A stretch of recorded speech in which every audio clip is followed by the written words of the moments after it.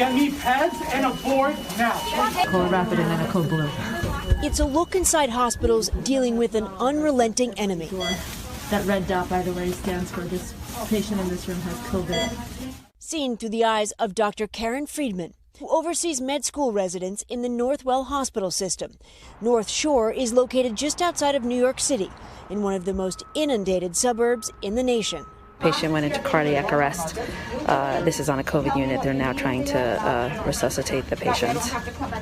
In this pandemic, we really have had to go away from what we consider our real educational mission at this point in time because we have such a great service need to take care of patients. Third-year residents are now fighting the onslaught head-on. I'm good. Yeah, tough weekend. With the next stage of the virus poised to move beyond the big metro areas, these medical professionals represent what may be in store for the rest of the country. I'm having conversations with leadership about who in the future will be appropriate to actually put on a ventilator and who will not, based on age and the likelihood of them surviving, and those are going to be really hard decisions. I don't know what we're going to do.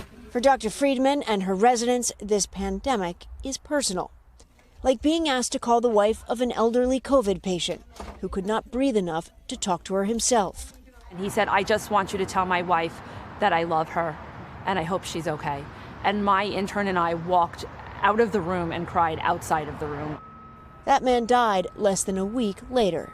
Almost 90% of my residents are taking care of only COVID patients at this point in time. Going through training, we never talked about pandemics. We never talked about what we would do in a pandemic because we just never thought it would happen. All of that extra work, they say, is well worth it every time they send a survivor home to their loved ones.